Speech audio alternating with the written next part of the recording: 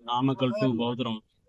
நாமக்கல்ல பேருந்து நிலையில இருந்து ஏறிய அவங்க வெள்ளசாமி என்ற ஒரு நபர் பௌத்திரம் அவங்க சொந்த ஊருக்கு திரும்பி கொண்டிருக்கும் பொழுது தற்சமயமாக பயணம் செய்து கொண்டிருக்கும் போது வழிநபர்கள் அவர் கடத்தப்பட்டார்கள். அவரை நடவடிக்கை தருவதால் எருமட்டி காவல்துறையில் உள்ள இவரை பார்த்தால் இந்த வீடியோவில் இருக்கும் பேசும் நபரை பார்த்தால் உடனே கண்டுபிடித்து வருமாறு காவல்துறை எருமட்டி காவல்துறையை தெரிவிக்கலாம்.